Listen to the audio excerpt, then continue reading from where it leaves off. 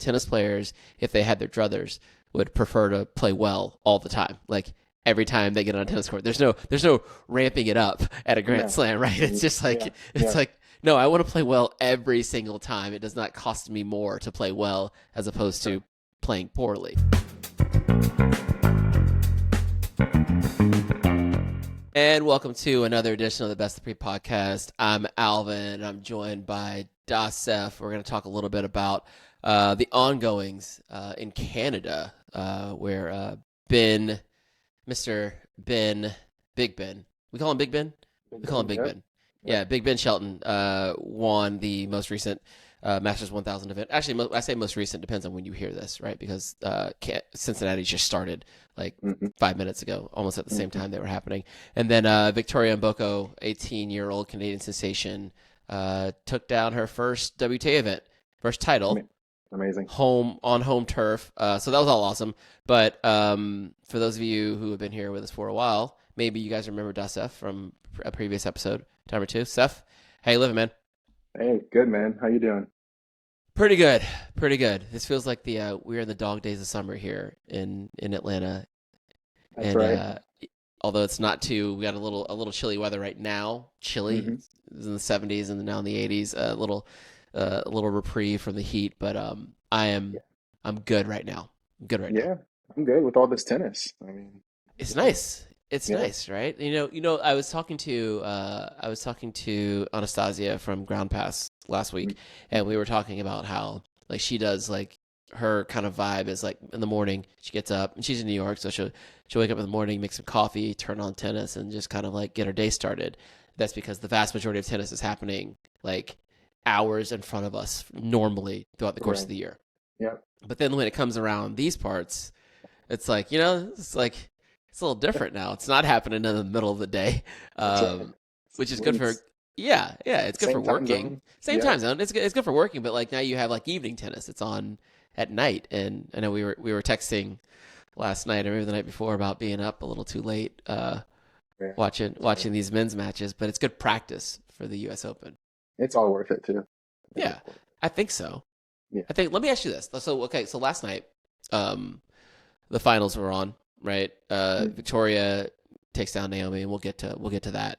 Then, kind of, I think an hour after that match started, or so, maybe an hour and a half, Ben Shelton takes out Karen Khachanov in the men's event. So when you're watching, right? Okay, so we go through this year, right? And this calendar, this season, where it's city to city, tournament to tournament. When you're watching these matches, watching these tournaments, specifically in between the slams, like, why are you watching?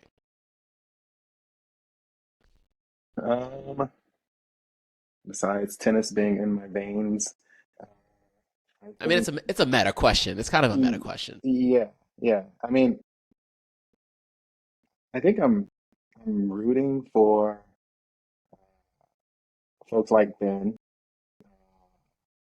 to get that title they haven't gotten yet, to see, because I know I feel like their steps, obviously there are exceptions, but there's steps to get into that Grand Slam title. I feel like you can kind of see the rise of stars. I think Shelton and Mboko are like representative of that. And I think the draws are deep. I think the matches are shorter, being 2 out of 3. I think all of that is attractive. I think there's something attractive about 3 out of 5, but like also just being a 2 out of 3 match where first rounds are so tough. I think that's interesting. And then I feel like you also get a preview of maybe what's to come for the U.S. Open for the big bands. So I think all of those reasons are like why I watch. Gotcha. Okay, so you mentioned it twice, and this is kind of what I was getting at of like it's kind of like it seems like it's through the lens of the next Grand Slam, right? It's like the last thing you mentioned was like kind of getting ready for the next slam, and then also can you string together, I guess in these types of tournaments you're talking about 6 matches. Can you string together a longer span of matches Whereas like you go to a Grand Slam, you need to win 7 if you're ever going to win one of these things. So I kind of in the same I'm kind of in the same vein, right? Like because like the tournaments, I mean, they all obviously they carry different point values, right? And if you want to get into that, the rankings and all that kind of stuff, it matters. It doesn't matter, whatever. But they're all just matches, right? And I like to I was telling I was talking to Vic, I think I was talking to I can't remember who I was talking to about this, but it's like tennis players. I probably say it here a lot. Tennis players, if they had their druthers, would prefer to play well all the time, like. Every time they get on a tennis court, there's no ramping it up at a Grand Slam, right? It's just like it's like no, I want to play well every single time. It does not cost me more to play well as opposed to playing poorly. Right. Like definitely getting in form leading up to a Grand Slam is like you'd rather be playing well going into New York as opposed to 4 weeks before New York. 100%. Yeah. But yeah, I think the bin part of it, it's hard to there's kind of like two things I think I saw or things I was considering during the tournament. It's like one, this is on the men's side. Like one, this is what it looks like. This is what it would look like if Sinner, Djokovic, and Alcaraz didn't exist. Like the rest of the tour is here. I think everyone else was here, short of like Bublik and some of those other guys hadn't come over yet. But like this is what tennis will look like if these guys weren't here. So like to your point, like you get these great matches like early, like really early. I think this is what 32, 16 quarters. But yeah, like Ben played Nakashima in the round of 32 or the round of 64 actually. 64, 32, 16 quarters. But like that's they played so many times. It's a great match. Like 6 in the third. Like hell, Ben had 3 matches that went 6 in the third. Like you do get some really really good matches. It might be the best form of like packaged tennis, like that you're gonna get. No, for sure. I feel like I'm I don't know, like Nakashima you mentioned, um, Kim you mentioned, got to the finals. Like it's happy to see those guys playing some good tennis. I feel like it's maybe like you mentioned, Sinner, Djokovic kind of helped times them during the Grand Slams, or maybe media's focus more on them. But again, I think their games are awesome, and I just wanted to see like more of it. So I was like following them too, just to see kind of like how they navigated the tournament, and I feel like they, you know, I don't know, they did well. They represented well, and I think the U.S. Open's gonna be fun. Yeah. What are your so the Ben of it all, right? So Ben like Yeah. really I mean, I saw Ben in DC a couple weeks ago when I was there, and Mm-hmm. he didn't have I can't remember who he lost to in that tournament. I think he lost to maybe Davidovich Fokina or maybe it was demeanor. Can't remember which one. Yeah. Demeanor, was it Demeanor? I think so. He just he didn't have a great night, Hmm. but played well before that. So it was nice to see him come back and like from first match started playing some good ball in this event, and he's starting to become really bankable in these big events. Like he shows up. Like he shows up in Grand Slams for sure. Hmm. Like he's always doing well in Grand Slams, like quarterfinals and better in Grand Slams on across surfaces. So he's cementing himself as a top 10 player, now moving closer to being a top 5 player, like and threatening Taylor Fritz for the top American spot, which is pretty and it's pretty insane. Like I mean, I didn't think I'll be the first to admit I didn't think his top level was top 10, but I have seen like because I go to a decent amount of events like over the last few years, I've seen steady progressions in his game. Like from Yeah. watching him in person, like he's gotten really solid on the backhand side. He, obviously the forehand's big, serves big. He's coming forward with intention. Maybe you think different. What am I sensing over here? Well, first fact check against me. You were right, Davidovich. It was Davidovich Fokina. Yeah, who he lost to. And for me, I felt like Ben can be top 10, top five. What always concerned me is also like a thing that's his strength, is that he brings a lot of energy. Um, and he plays a style of tennis that requires a lot of energy. But to be fair, he also used to say the same thing about. I Sure. would say, Yeah. I would say like how can he keep this up? Like so much energy is required. But obviously he's one of the goats. So what do I know? Maybe Ben can continue to keep that too. But I feel like he definitely has the game, and I feel like he was so young too, coming out of college, that he could make those small progressions. Um, and I saw some of the small progressions that needed to be made when he played Djokovic. I think in the U.S. Open, what, like 2 years ago, 2 or 3 years ago? That Was was that? 2 years ago. That 20. It wasn't 22. 23. Is it 23? I don't I feel know. like we watched the match together. Like that was the phone when he hung up the phone. Yeah, yeah, Djokovic that's did. right. Yeah, it That's right. wasn't last year, so I No, guess it had to be 23. Yeah. yeah. I was actually texting with a friend of mine who is from Canada, and to use his words, he said that Ben Shelton plays. He said I think he said he plays a quote Captain America style tennis. Yes. Very, very Yes. strong, very powerful. Uh, Maybe not as much finesse and angle as maybe some of the European. That's much some of the European players. Yeah. Yeah. No, I'm with you. I'm with you. But I mean, I mean, even with all that said, I still thought he could be top 10, um, which he is Do you now. think he has another level? Like let's say I know he's right out. He's like I think Monday he'll be ranked 6th, right? So and he's not playing well, is he playing? Did he pull out of He's Cincinnati? expecting to. But Like I know like Victoria and Naomi both did. So I was Yep. kind of expecting that. I mean, because he'd have to play like tomorrow or something like that. Mm. So I was expecting he would pull out. But let's say he does and he doesn't play the event. Um, so he's right around. He's getting close to top 4 like seed space, which could happen, right? Mhm. Do you feel like that is like he could get to the point where he supplants the Fritz? Like could he be the number 1 American? Do you feel like that's like I think so. this year?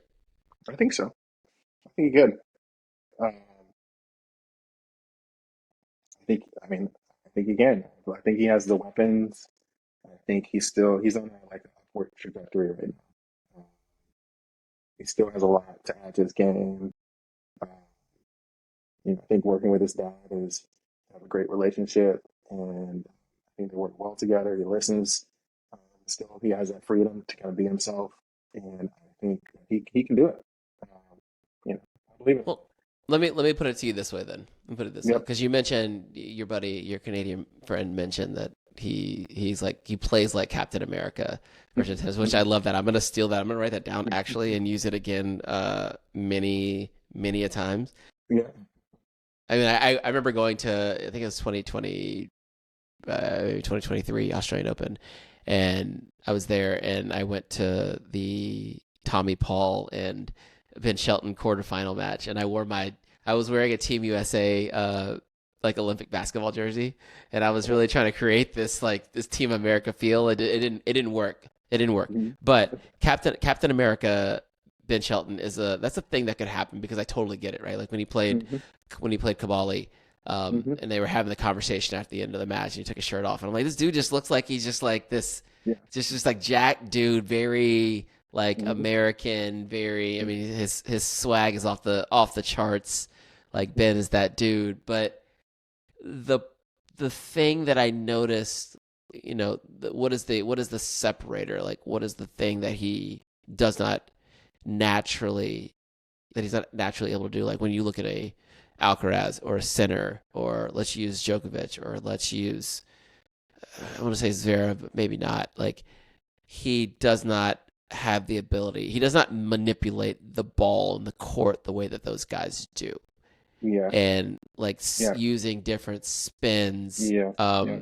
to not just go, bam, bam tennis, is I think that's the question. Like, are we at the point now where is that ever going to be something that you can get by for 7 straight matches in a Grand Slam and get it done?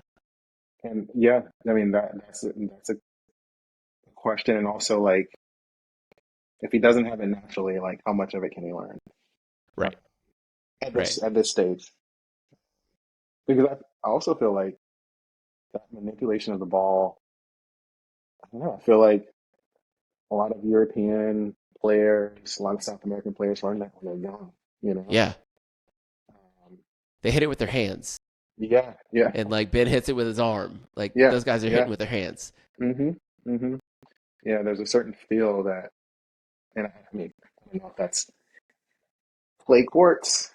I don't know if that's just a teaching style. I don't know what it is that how you develop that, but yeah, I think.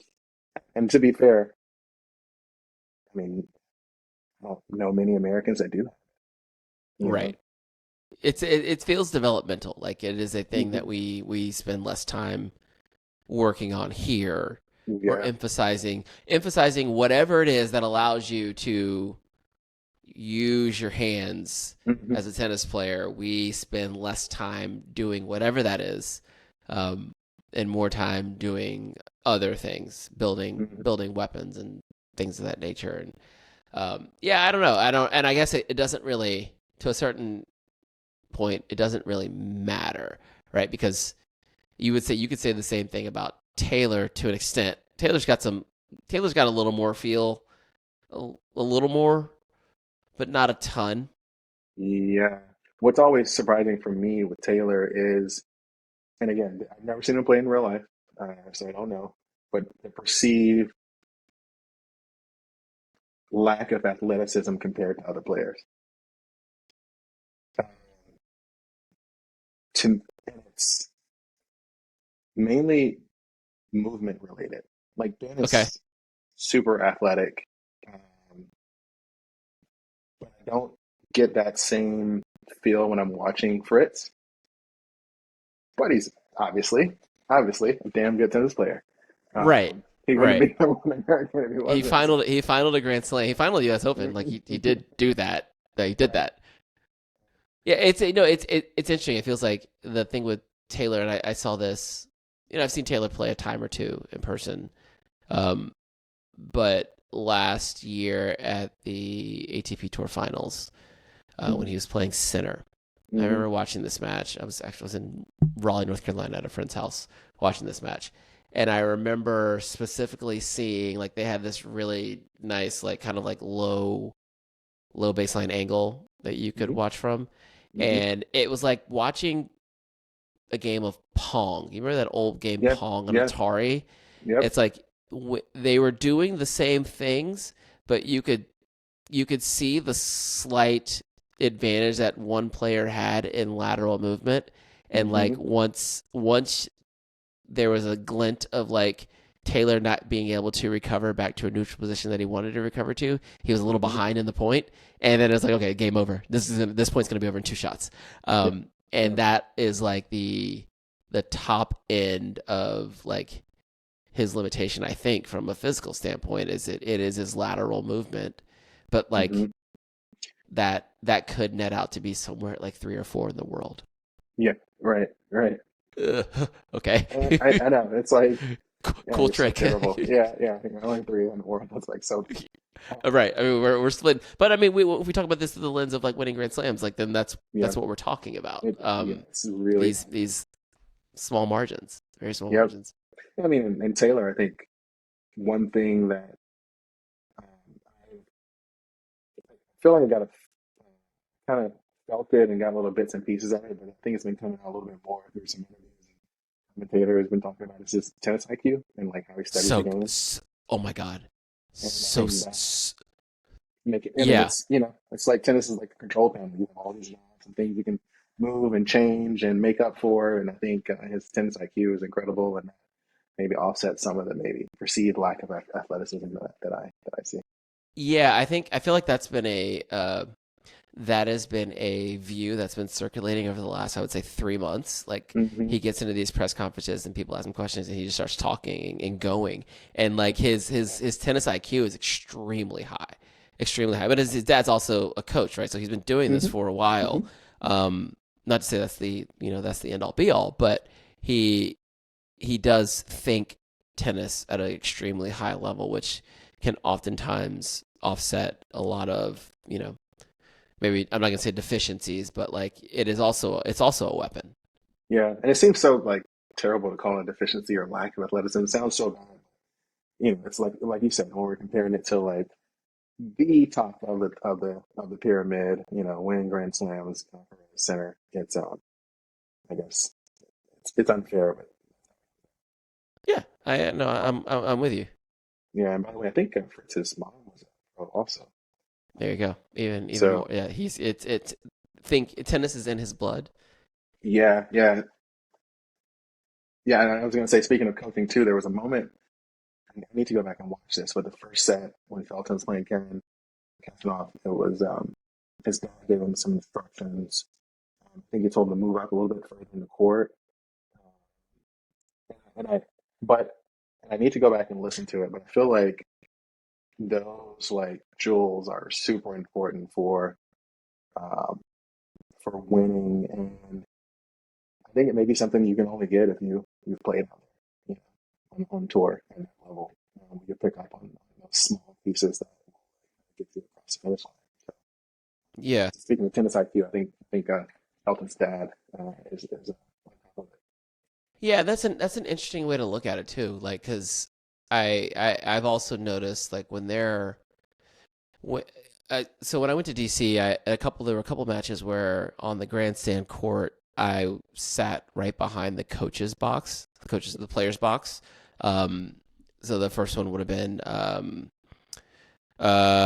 Rebecca and Mboko when they played in DC. I was sitting right behind Elena's coach, uh, Hmm. 6 feet away from him.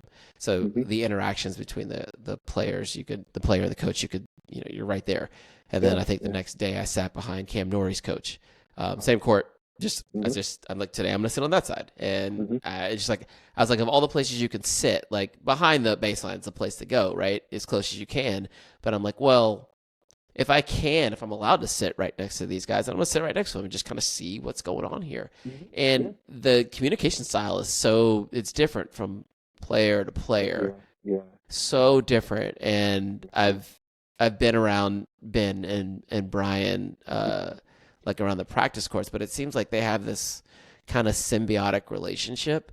I mean, Hmm. obviously it's very like they're the paternal thing, but um, Still, yeah. they're going through it together, like they're going through it together. And Hmm. the player coach thing, it seems like they're all kind of, to some level, they're in the match together. Hmm. Like big point, go to your like fist pump to your box. Like we Yeah, are doing this. yeah, yeah. Um, It's a team effort. it's a An team individual effort, effort. but then also like I was just like when you mentioned the part about moving up on the return, like Brian Yeah. giving that advice to Ben, it's also like from a former player now coach, like it could also be like, I want to know what this looks like.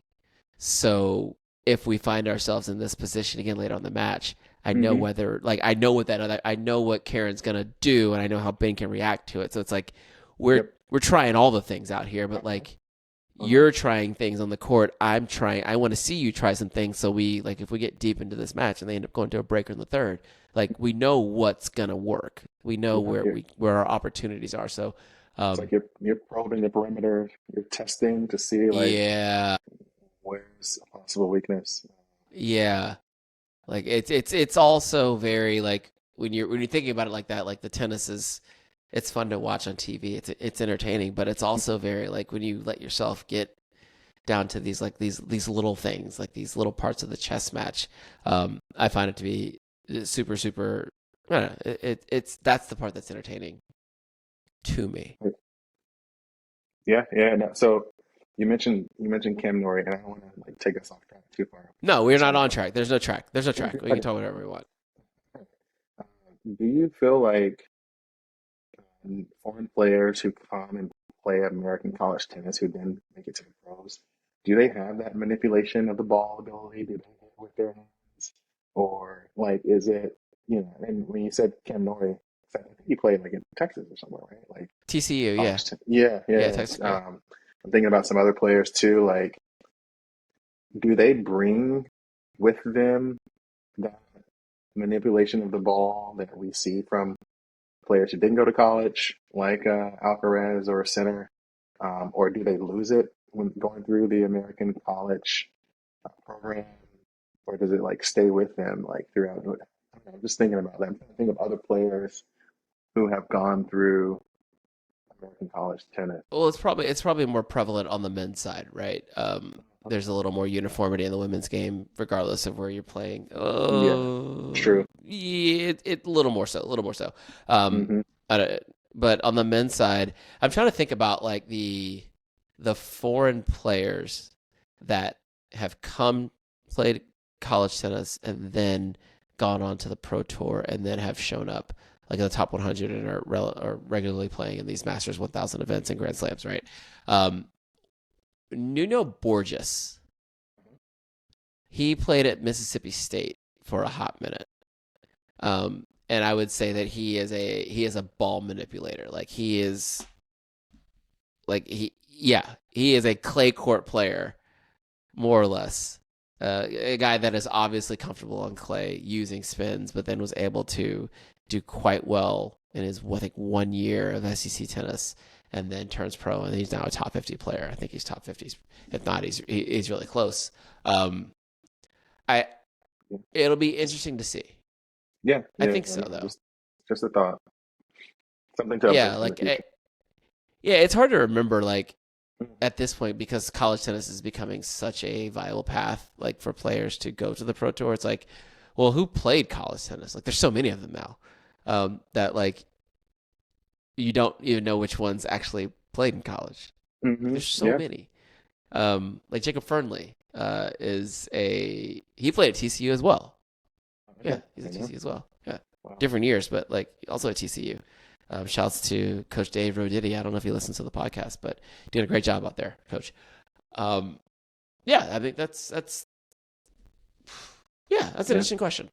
Yeah. Yeah. Yeah. Well, I mean, I'll think about it as we go through through the U.S. Open. Um, and Are see you if going it's this year? no, not this year. We're traveling this year, but I am going to the Labor Cup this year. Ooh, in San Just Francisco. chance. I'm going to be out there when it's happening, so I bought a ticket. Like going. There you go. Yeah, yeah. That's what I like So to I hear. mean, I'll Are be they in playing at the San Chase Francisco with Center? them. Yes, yeah. I think that's what it Okay, is. Yeah, yeah. yeah, So that's yeah, awesome. I'm gonna Yeah. experience the European style indoor dark, what do you call it? Strobe lights, spotlight into this court side Yeah, tennis. oh my God, it's a joke. It's a joke. I don't know if they do that. I'm curious to hear your feedback on that one. Actually, we'll have you on the pod post labor. I think Anastasia is going to go as well. So maybe it'll be interesting to hear both of your takes on the Labor Cup. I'm going to be in Africa at that point, so I can't go Oh this yeah, year. nice. Yeah, but that's wild. Yeah, I'm curious to see if they'd go full European with the strobe lights and the DJ, the whole deal. We'll see. Yeah, yeah. Because we're not in I Europe. think It's in California. right, right. And I think Shelton's going to play that too, right? I think so. Yeah, it makes So sense. maybe Yeah, I'll get a chance to see him finally up close. yeah. It's okay. Okay. Um, okay. I think we're good on the men's side. I am. It's just kind of like in the back of my mind, it's almost like death and taxes. It's like, yeah, this is nice, but like Sinner and Alcaraz aren't here. So, but it's good. It was really nice to see Ben like close out these matches, like showing his mettle, like winning 3 matches in third set tiebreakers, en route to and in the final as well. Like that's big. Yeah, I was worried about how much gas he had left in the tank, but he did it. And so Yeah, I mean, yeah, he was looking a little dead in the middle of the middle of the second set last night. But yeah, we'll take it. We'll take it. yeah. On the women's side, actually, before we go to the women's side, Coco Gauff, after her early exit in the tournament, was able to bag a doubles championship there with McCartney Kessler. Yep. So that's cool. Yeah. That's No, cool. that's not nothing. That's something. Yeah, I'm going home with something. I'm leaving here with something. I'm gonna win Classic. something. Classic Denzel. But yeah, exactly. So that was cool. Well, that's neat. That's neat. Yeah. Okay, so the women's side, changing cities, Yep. changing events. Yep. Victoria Mboko, just kind of level set. She hits the scene right before French Open, I think. Makes some noise there, qualifies, wins like 2 matches, I believe. I might be wrong. It could have been 2 or 3. I don't remember. And it was like, oh, this young black lady from Canada she's gonna be somebody. Mm-hmm. And then because she's won a lot of matches this year, just in general, like won a lot on the ITF circuit, and then made her way into the main tour, qualifiers, wild cards. She gets a wild card into this event, and then just like goes on a hell of a run. Takes out Kenin in straights, takes out Coco in straights, beats Rebecca 6 in the third, beats Osaka 6-1 in the third. That's 4 wins over 4 former Grand Slam champions in a week's time on your, with your whole nation watching and pulling for you. It's insane. That's pretty cool. Like, that doesn't suck. Yeah, I think I saw something today that said like the youngest female player to do it since Serena Williams, I think. That makes sense. Yeah, that checks. Yeah. Since it was like 1999 or something, Serena held the record since then. But yeah, one thing I got to say, one thing I love about her is that she has such a, I mean, and maybe I'm biased because I was a little bit, I've been told I was a little bit like that when I played tennis too, but she has such a calm demeanor on the court. Like she is just like, I don't know, like she's very mature, like just not getting too rattled, very like even keel, like seems like she's been there before. I just love her attitude. Yeah, I'm with you. Yes, you were very even keeled. You are still very even keeled.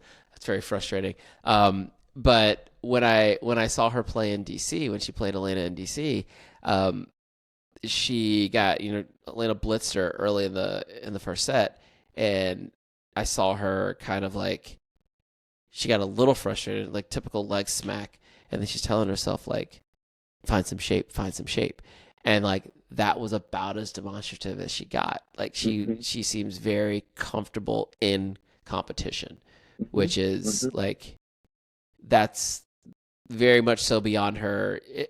I imagine I've never played in front of that many people, right? But it almost seems like maybe the transfer of like you go from a court where no one's watching you play to like a national event where like some people are watching you play, and then like a grandstand court, like maybe it just doesn't feel that much different, and then you go to a big stadium and it's like okay, whatever, it's fine. Although I've heard like Arthur Ashe Stadium is like a whole different kind of beast, but yeah, she doesn't seem impacted by any of this at all. As a player, I have my thoughts on Victoria and where she is right now, and like what I think she does well. What's your read on her? Like, what do you like? What are you concerned about, if there are concerns? Just kind of what's your tennis read there? I mean, honestly, right now I feel like it's for me it's a little bit too early to tell because like I mean even with the match with Naomi, I felt like we didn't really see the real her until later in the match. Like she needs to settle in a little bit. So I kind of want to see her with more of these matches under her belt, so we can kind of see where her baseline is. Um, it's almost when you see players like go on like crazy runs, I think you need to like breathe a little bit and then like go back and then check them out again and kind of see where they actually are because I don't know if we can get a true sense of where she is right now. But what do you think? What do you see like some like technical aspects or mental? Is it? There's one technical piece, like the forehand bothers me. Uh-huh. It bothers me in that like she has this thing where she likes to pull her head off on forehands like pretty consistently, and it seems to be a what I think, and I have to ask Tori about this, like I think it is a function of she gets a little too close to the ball on the forehand side, and so Yeah. when she pulls off she's trying to create space, right? And it becomes an issue when players bring pace to that side. Uh-huh. Hmm. And Is I this when she noticed directs it. the I ball noticed it. like Yeah, and it out almost comes wide? off like Yeah, with side yeah, spin. yeah, Yeah, yeah, yeah, yeah, yeah. And it's like I would like to see just a little more. This is kind of, it's not necessarily nitpicky, but like it did. There were some situations in which it did break down because she wasn't able to provide. She was not able to bring true topspin, yeah. safe Hmm. topspin to get Hmm. herself out of Hmm. like when she was under fire and some of those high intensity rallies. Like I saw it against Elena in DC. It's like, okay, that thing is, it's she's going to struggle on that side until she gets like gets a little more space over there. Hmm. And you have to think about it like she's 18, right? She is not a fully formed tennis player yet. Like her peak is 7-8 years away from her right now. Yeah. So like we got time. Like Hmm. this is Hmm. something that she will work through. Like have no reservations about that. Hmm. Um, the one thing that, and this is like something that Taylor Fritz said about Carlos that I thought was like very insightful, and like one of those things that that you maybe underestimate with these great players. He said that Carlos Alcaraz is like the adjustments that he makes during a match are like next level. Like he adjusts, Hmm. he processes and adjusts in match. I think I've He heard said that. better than Yeah. maybe anyone else on the tour. Yeah. Yeah. So Yeah. one of the things I saw Victoria do is make the adjustment of like, okay, these women are hitting big, or Baccarat is Hmm. hitting big, Osaka's hitting big. She backed up Hmm. to give herself more space because neither one of those players are really going to use like angles per se to pull her off the court. And she's fast enough to like make the court feel kind of small. Like you're not going to hit it through her. Hmm. She moves extremely well and is able to create high ball quality like while moving from side to side.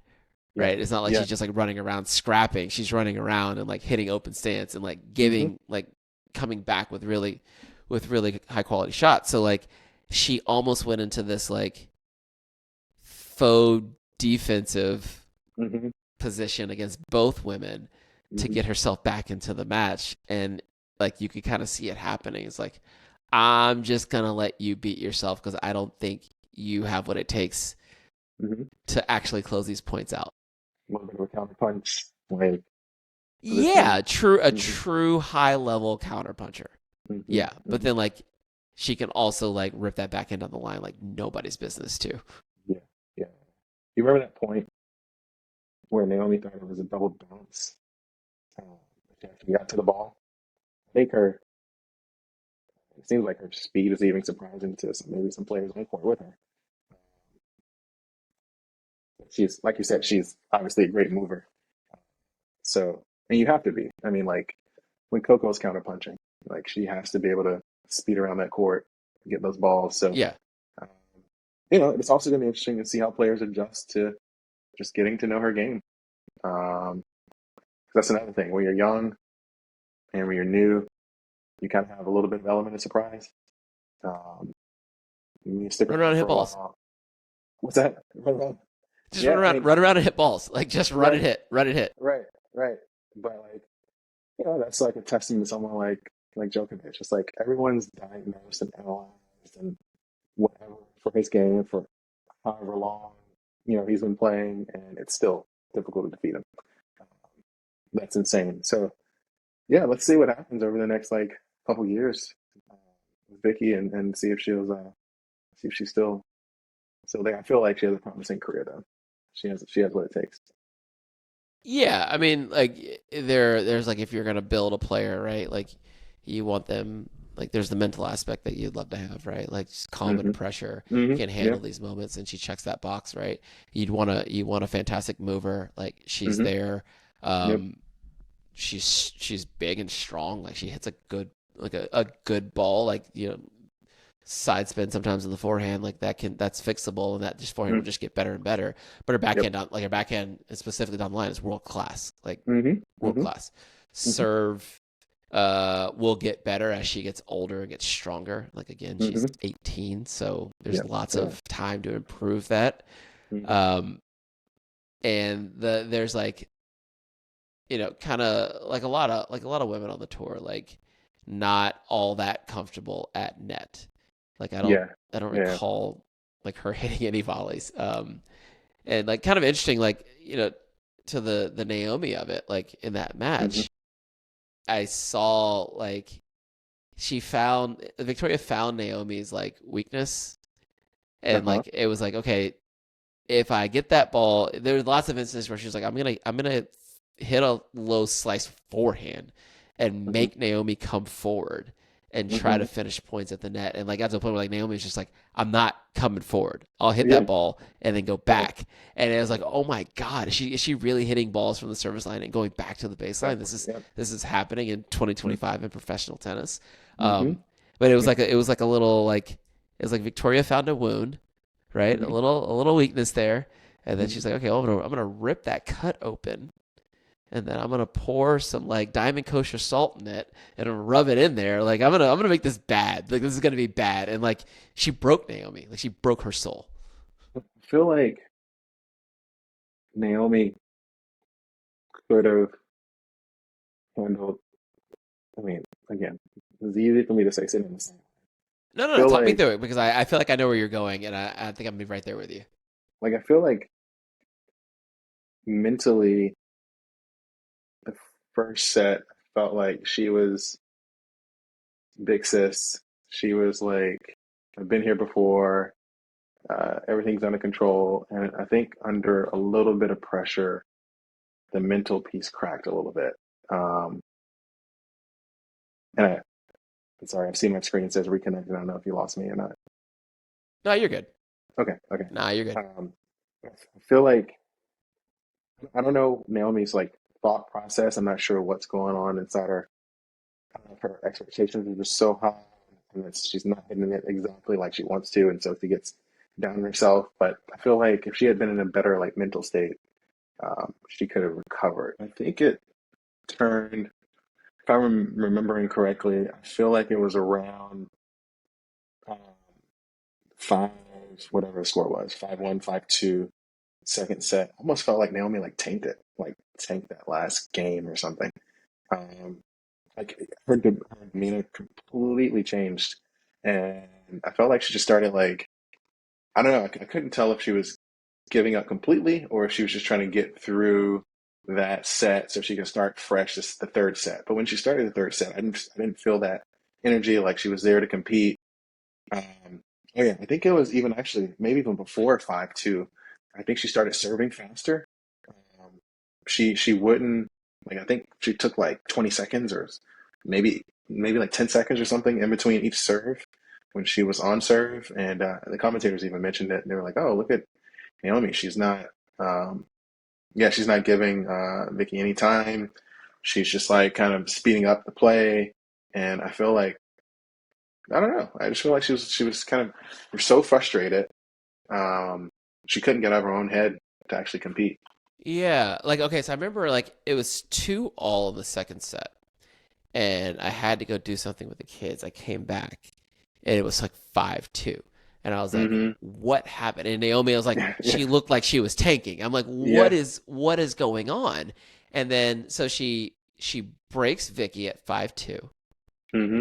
and then she holds at 5-3, and like Hmm. she was serving really fast, but she had a really strong service game, and then they go to switch sides on the changeover, and I'm like, okay. And then the commentator's talking about like Name has been broken 4 times in this set, and I'm like, okay, that's not great, but Hmm. you're right there. It's still 4-5. Like you're down a Yeah. break, and Yep. this young woman now has to serve out this set. Um, why are you not just like you're a champ, you're a former champion, and maybe Yeah. that just kind of shows like how far, like what she is very far removed from winning Grand Slams. Like she has not won one recently. She's not that person anymore, and maybe she's as much as she tries to exude that she's still that person. Like there could be those demons that she's still fighting. Of like, do I even think I'm still that person? Because she was there. She was there. Like she was there. I think she was 30-11 in that game too. I mean, I feel. I mean, I don't know for sure, but I feel like she kind of psyched herself out. I don't know. Like I feel like she could have competed better and given herself a higher chance at winning. And I feel like she kind of got down on herself and kind of gave up on herself a little bit. And it makes me sad actually because I feel like uh, she has way more potential than she showed us she thinks she has. That makes sense. Yes, I hear you. Uh, Yes, yeah. it's like we're rooting, Tyra Banks meme. Like we were rooting for you. Right, yeah, Like I feel like she yeah.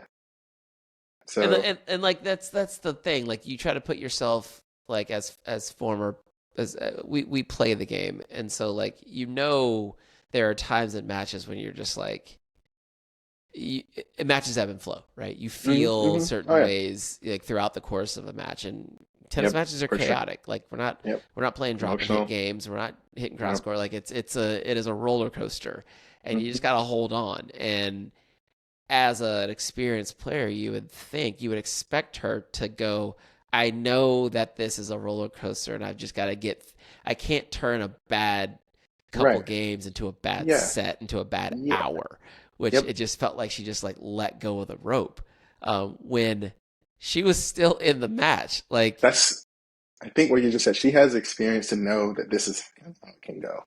yeah. And And so I like, expected that experience to kick in. yeah.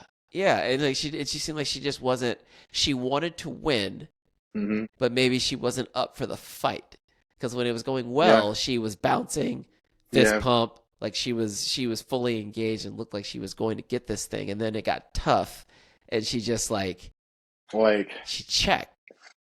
is tennis harder for her now, and she expects it to be easier, or easy like it was 5 years ago for her? Like, is it I her? mean, Like, has her? Has things changed? Has her body changed? Has the game changed? And her expectations are still from 2020, and not like, hey, no matter what I expect, I still need to go out there and compete hard. right? I don't know. Like there is something about being, on the other end of this thing when you're like Victoria, like you're 18, 19, you hmm don't know any better. Your whole hmm career is in front of you. All these experiences are in front of you. Um, versus being on the other side of that when you've done everything. You are a hmm global icon. Like Yep. I often go like, well, what is she even playing for? hmm I'm gonna say she's done everything. It's odd. She's never been number one in the world. She's only won 3 tournaments outside of the 4 Grand Slams she's won. Like it's kind of wild when you think about it. Like What? How high has she gotten, like like ranking wise? four. It was like Four. four. Okay. Like she won. Wow. She Yeah, won. that is surprising. You would think she Yeah. would have been. Yeah. Someone's won 4 Grand Slams. You would imagine they Yeah. would have been one in the world at some At point. some But like point. Yep. outside of this, I mentioned this in a previous pod. Like outside of her 4 Grand Slams that she won in a 3-year period, she's only won 3 other tournaments. hmm That is not a resume of a number one player in the world. Like you didn't win It's 3 tournaments true. in a year to be number one in the world. It's yeah. It's odd. It's odd. So What's up with what that? is Naomi Osaka? Like what is she? She's she's in her own lane. I guess I don't because there hasn't been anyone that we can compare her to that has that type of role, right? Not that I know of. I mean, there have been people who have won 1 Grand Slam, Right. Yeah. and Yeah. like then you don't like yeah like your Emma Raducanu's, like your hmm Bianca Andreescu's, hmm even like Barbara Krejcik. I've gotten between pronunciations on her name. Like someone I know. It's someone. It's like I want to say Krejcikova, but then I've heard Krejcikova, and then I get in the middle, and then I go like I don't know Me how to too. like I don't know who she is. But she's won 2 Grand Slams in singles, and she's Yep. never been one in the world, right? So like Yep. it's not unheard of, but she won four. Like she won 4 Grand Slams. Huh. I mean, I think it was last year when I learned that Pagula hadn't won a professional tennis tournament ever until like was it Pagula until last year when she won was it DC? And I was like, what? That can't be right. And I was like, Yeah. that is crazy. Yeah. She's been like probably as high as what 4 in the world or something. Yeah, maybe even three. She's Yeah. been a top 5 player for the last like 4 years. And they're like, oh yeah, this is her first like eight or WTA win. Uh, I was like, That's that can't wild. be right. Yeah. That's So who wild. knows? I don't know. It's No the analysis women's on the that one. women's game. Women's game is gnarly, but like yeah, like it's interesting. Like you win 4 Grand Slams, you're obviously going to be in the Hall of Fame. But like, what do we make of Naomi's career? And when I put it to you like that, then what does that change what you actually expect of her? Well,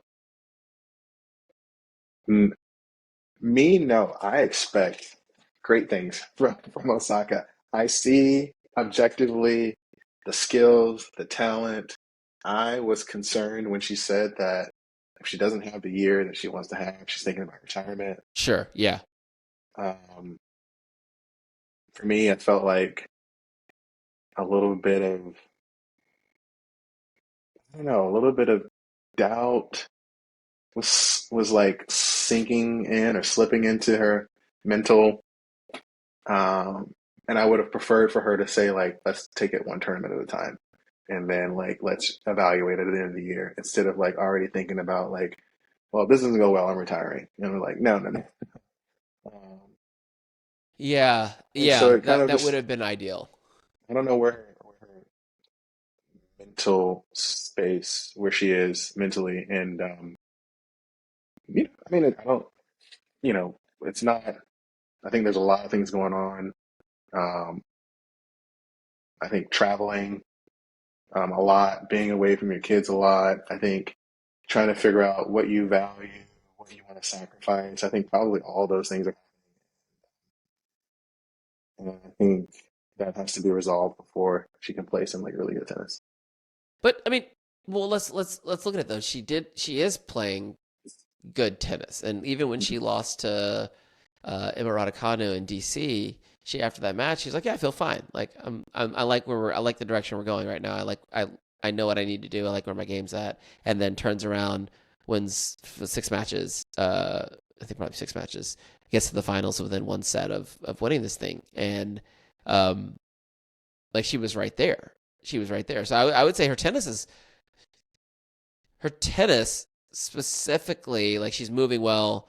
I felt like in this tournament versus DC, I felt like she is seems like she's reading the ball off of the racket better. Like she Mhm. seems a little earlier, which allows her to create a little more shape in high tempo rallies, which I feel like what I've seen this year is like she gets into these bang bang rallies and then she gets behind a little bit and then she ends up with errors in the net a lot.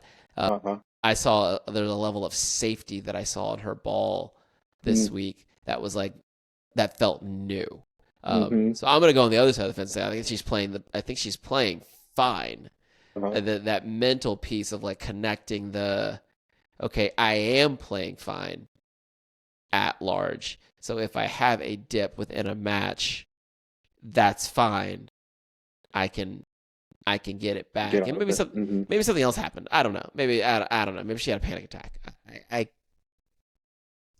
don't know Yeah. because it Yeah. was But pretty we stark. all saw, yeah, we all saw a demeanor, body language change. Like we all, Yeah, crying under what's the driving it? towel. Like, did That the crowd coach. get to her? Yeah, yeah, oh yeah, and I'm glad you mentioned that. That was the other thing I was gonna say. I mean, we can't. I mean, Mboko playing at home, um, and having the crowd behind her, reminded me a little bit of Coco versus Sabalenka at the U.S. Open. How the crowd like really Right, right, yeah. uh, influenced that match. Yeah, and that's rare. Like Yeah. you don't get that often where like yeah, it's almost like a sliding doors kind of moment, like where like I like this the symbolic part of like Eugenie Bouchard, the last great Uh-huh. female. I think we forget how good Jeannie was. Like for a time, Hmm. Hmm. Jeannie was like top five Yep. material. Yep. And but like her saying goodbye to the Canadian people, and then the Canadian people seeing Hmm. someone else saying hello. I thought that was beautiful. But yeah, it's got to be tough. It's like damn near like a Davis Cup match, which is like, Yeah. what are we doing? This is a Masters 1000. Yep. Yep. No, totally agree. Yeah, I'm curious to see what. I don't know if she's had any public comments. She probably hasn't. I just haven't seen them of like what happened out there because that was strange. Yeah, no, I didn't. Yeah, I haven't seen it. I didn't watch her press conference. I did see where she and to me it sounded like classic Naomi. Like her this afternoon she released a statement saying like congratulations to Vicky. She was like, I'm sorry. I congratulate you during the speech. You know, like she was like I didn't want to have another moment like I had last time. I think where I don't know if you remember that kind of went viral a little bit where she asked the player what she likes to be called, and she was like, The Jennifer, Jenny, Jen Brady thing. yeah, yeah, that moment. And then she had another moment where when she was doing the speech, and she was like, I don't want to have one of those moments. So she was like, I just wanted to cut it short, and um, but, uh, but yeah, we'll see if she. I'll go and check out that press conference too, and see if she talks about it a little bit. But Yeah. Just kind of like overarching question: men's tennis versus women's tennis. Where are you leaning these days as a fan? oof. Uh, do I have to pick one? Not pick one, but like I'll say like I find that if I had to pull stats from my TC Plus account, it's like I'm probably watching more women's tennis. Like if both are on, I'm probably picking WTA matches more frequently than ATP matches right now. Hmm. Because I just feel like there's so many like 1 through like 30 is littered with players that could win the tournament. Like Uh-huh. literally could win the tournament. No, for sure. Um, it may be even like 1 through 15, like the top 16 seeds. You were like could win any tournament. The number one player in the world right now, Arena Sabalenka, has not won a Grand Slam this year, right? Hmm. Hmm. Okay. Yeah, Um, yeah. obviously Madison, and then who'd she listen to the French? Coco, Iga. Like it's but you also had some players kind of pop up out of not necessarily out of nowhere, but like Mazuki's making the finals, like and winning the Mhm. Australian Open, like didn't have that one on anyone's bingo card, right? Like Amanda Anisimova popping up to the in finaling Wimbledon, like huh, what? Yeah, Like yeah, so I yeah. feel like, but like there's these matchups that happen early and often on the women's side that keep it so interesting. Like I can't stop watching. It's like every week. It's like, oh, like Yeah. Amanda Anisimova is playing against like Barbora Krejcikova in the second round of a tournament. It's like, oh, okay, gotcha. I'm here for that. Yeah. Yeah. I feel like I watch maybe like all of the women's tournament and maybe like certain matches of the men. Right. Yeah. But so can probably consume more WTA. But then there's some matchups for the men that I love watching. And then also like, you know, Big Ben is, box office. I watch him a lot. Um, Obviously when if you see a center Alcaraz match you're watching. I'm Sure. wondering Sure. if Yeah. it'll ever get boring, if people will ever get tired of seeing them in the finals I playing against don't. each other. Man, it's At the moment, I've no. raised that question before. And it's like the brand of tennis, the type of tennis they play is just like inherently entertaining. So like I don't see that getting boring. It's not like they're like both 6'5", just like hitting aces or something like that. Like they're doing unearthly things like from the baseline. It's fantastic to watch. But yeah, I think I'm kind of with you. Like the men's tour right now is more matchup dependent. Hmm. Like Zverev was playing Khachanov in the semis, I believe it was, and I'm just like, I know exactly what that match looks like. Like, I know what that Hmm. match looks like. Whoever wins it, it doesn't matter. It's just Yeah. like they're going to be these two long armed dudes just hitting from the baseline. Yep. Like, it's just like I don't actually want to watch that tennis match right now. Yeah. No, I didn't watch it either. Who did Ben play before? Um, Fritz, he played Taylor. Fritz. Yeah, I need to watch. I didn't watch that one. Not because of choice, but I just didn't have an opportunity to. I want to go back and watch that. Yeah, I think that match was happening the same time Rebecca was playing Mboko. So I got caught up Hmm. in that one and could not make myself watch more tennis after that. Hmm.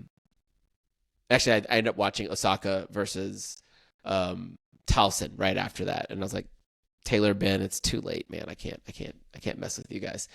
But yeah, like it's like first, like it's almost like first weeks of a tournament, like first few rounds, like the women's, like there's the higher hit rate of like intriguing matchups. Hmm. Um, but then also like on the men's side, like if I'm at a tournament, like you can sit down and watch almost any match and like just be amazed by like what these guys can do at like that speed, with that pace of ball. It's like, mm-mm, Yep. I mm-mm, saw this someone is today say not something real. like It's not real. 94 mile per hour forehand is like would make news back in the early 2000s, but now it's just like kind of standard for that level of tennis nowadays, which is crazy. Which is why you don't see many guys coming to the net too, Yeah, they're because the all ball's just moving. sliding. Yep. Right. It's hard. It's hard to get to the net. Like, right, you can't like create these opportunities anymore. It's almost like a guy leaves the ball hanging in the middle of the court. Like it's you're not Good getting to night. it. It's not you're not Yep. doing anything with that. Yeah. Nah.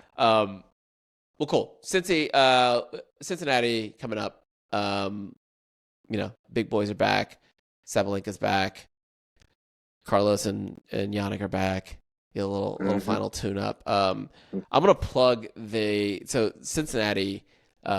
Cincinnati Open was kind of under siege a couple years ago when Ben Navarro, Emma's dad, bought the tournament, right? And he was also at the same time looking to build a state of the art facility in Charlotte, North Carolina, right? So there Hmm. was a lot of talk about the tournament was gonna move, and it was looking that way, and the municipalities and powers that be in Cincinnati at both city, county, state level, really rallied around that cause because they did not the tournament's rich history. They couldn't imagine losing that event. It means so much to the community. So they really pulled together and were able to present an offer that made it make sense for the tournament to stay there, and then they improved the Hmm. facilities. And Yep. I say that to say they filmed a documentary about it. It's like a multi-part documentary. The first part dropped last week. I think I sent you the link, but I'll Hmm. put the link in the description. It's a fantastic watch so far. I love this kind of like behind the scenes stuff, and just kind of like tennis it's not all what we see at the Grand Slams. Like a lot of it is just like these events are at very Hmm. small facilities a lot of Hmm. these times. Yep. Sometimes public facilities that get turned into tour stops for a week or two out of the year. But it's the people that show up year after year in these communities that make these events special. So yeah, make a note to myself. I'll put that in the description. Uh, yeah, in description. But anyways, yep, Cincinnati's coming, and then U.S. Open fast on its heels. So we got a lot of tennis coming up here in the Yeah. very near And then if future. anyone's listening in Georgia and Atlanta, if you feel so inclined, please bring back ATP tournament, WTA tournament. We'll take it here in the city. We need one. It'll be very important for the community. I'm sure Oh local, gosh, state, county government will make you an offer. yeah, we had Peter Lebedev's on the. He's the tournament director for the Dallas Open, and was the tournament director for the Atlanta Open. We had him on the pod a couple months ago, maybe in February, and he, long story short, he did say that Atlanta didn't do anything wrong. They had the opportunity to get a 500, and just kind of the stipulations of like who was eligible and so on and so forth. They just caught like they could only they had to take their two 250s and turn them into one 500, and it needed to be in February. So Dallas got the 500 bump, and Atlanta had to go because it was in July, not in February. So that's why we lost the event. But tennis in Atlanta, professional tennis in Atlanta is interesting. Like we do have a women's 125 at the Atlanta Athletic Club now. So, but we used to have a men's 500 there back in the day. The Atlanta Open used to be on clay, right? And we got all the good, like I remember going up there, like it was fun. Like go watch these pro players play on clay up in Alpharetta. It's good stuff. But yeah, maybe we should start a petition. Just put it out there in the world, and maybe it'll come true somehow. Maybe so. All right, cool. Well, Seth, I appreciate you coming out. That is another episode of Best 3 Podcast in the books. And we will catch up with the people next time. It's been a pleasure. Thanks. Peace.